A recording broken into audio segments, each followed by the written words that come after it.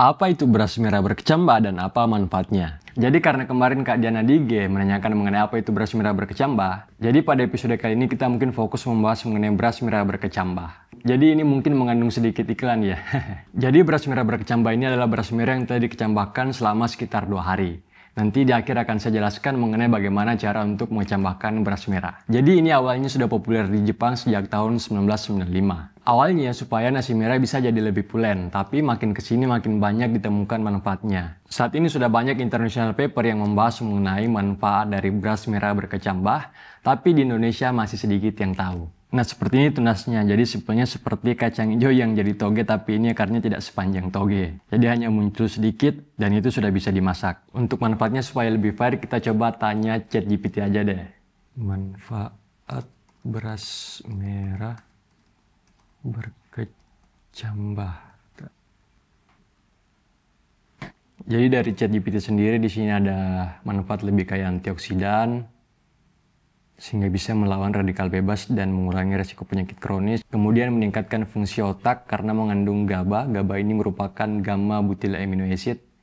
Jadi sebuah asam amino yang bisa mendukung fungsi otak, membantu mengurangi stres dan kecemasan dan meningkatkan kualitas tidur. Kemudian lebih mudah dicerna sehingga lebih mudah bagi tubuh untuk menyerap nutrisi dari beras merah. Kemudian bisa menurunkan resiko diabetes karena indeks glikemiknya rendah. Selain itu dikatakan di sini mengandung serat dan magnesium sehingga bisa mendukung sensitivitas insulin. Kemudian juga menyehatkan jantung karena mengandung senyawa fitonutrien yang bisa membantu menurunkan kolesterol, tekanan darah, dan juga menjaga kesehatan jantung. Ini juga bisa mendukung diet dan manajemen berat badan karena bisa memberikan rasa kenyang yang lebih lama dan mengurangi nafsu makan berlebih sehingga bisa mendukung penurunan berat badan. Dan terakhir, meningkatkan kesehatan pencernaan karena mengandung serat yang cukup baik sehingga bisa memperlancar buang air besar dan menjaga kesehatan mikrobiota usus.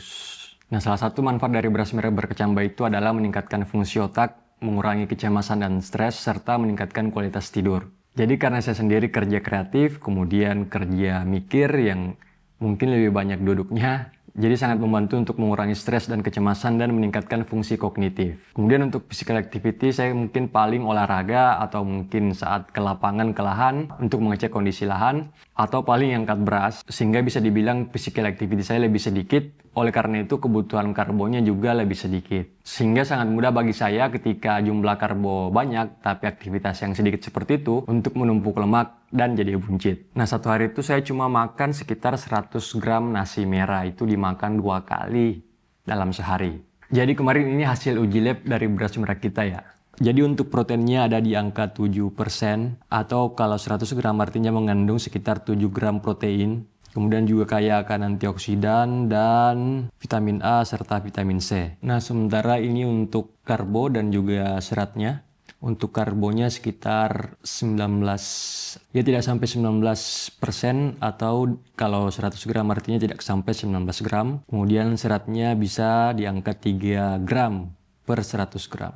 Nah ini kalau kita bandingkan dengan nasi putih dengan karbohidrat sekitar 28 gram dan protein 2,66 gram. Tapi kembali lagi ke preferensi serta kebutuhan masing-masing. Kalau memang banyak kerja fisik, saya rekomendasikan konsumsi nasi putih saja. Tapi kalau kebanyakan kerja dengan pikiran atau kerja kreatif, ditambah mungkin kecemasan atau stres, susah tidur, beras merah berkecambah bisa jadi pertimbangan. Hahaha, iklan guys. Jadi karena dalam sehari saya hanya konsumsi sekitar 100 gram beras merah, jadi sebulan itu saya butuh sekitar 3 kg beras merah. Atau ketika dirupiahkan sekitar Rp150.000 budget untuk nasi atau beras. Tapi waktu dulu masih konsumsi nasi putih, dengan sekali makan itu sekitar 100 gram beras atau nasi, kemudian makan 3 kali, artinya dalam sehari itu kita butuh sekitar 300 gram beras putih, yang jika diakumulasi ke dalam hitungan bulan, itu artinya kita butuh sekitar 8-9 kilo untuk beras putih, dan jika dikonversi ke rupiah itu sekitar Rp135.000.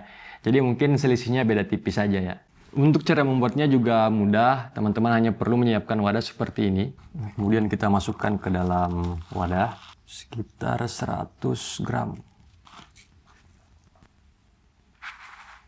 Jadi ini nanti kemudian diisi air. Kita isi air. sampai berasnya terendam. Kemudian kita tutup rapat, tunggu hingga 12 jam. Setelah 12 jam pertama airnya harus diganti supaya tidak bau. Nanti hasilnya akan jadi seperti ini. Itu ada putih-putihnya guys di ujung, itu adalah kecambah yang sudah keluar. Nah ini artinya sudah siap untuk dimasak. Nah kalau dalam 2 hari kemudian tidak tumbuh kecambah atau airnya jadi busuk meskipun sudah diganti airnya dalam waktu 12 jam, itu artinya dari kualitas berasnya yang kurang baik. Jadi pilihlah beras merah slow carbo untuk membuat beras merah berkecambah. Iklan lagi guys. Jadi kita lanjut untuk breakfast dengan 6 butir telur seperti kemarin-kemarin guys. Untuk meal pertama ini karena tadi pas sudah sholat Jumat dapat pembagian. Jadi isinya ada nasi, mie, kemudian ada sedikit lauk, cuma saya tambah dengan 2 potong dada ayam. Jadi siang ini kita tidak makan nasi merah dulu. Kemudian kita lanjut makan snack di sore hari sambil istirahat dengan tempe sekitar tadi 200 gram. Untuk meal kedua kita malamnya saya baru makan nasi merah kembali dengan dada ayam sekitar 100 gram. Nah cukup untuk hari ini, see you tomorrow.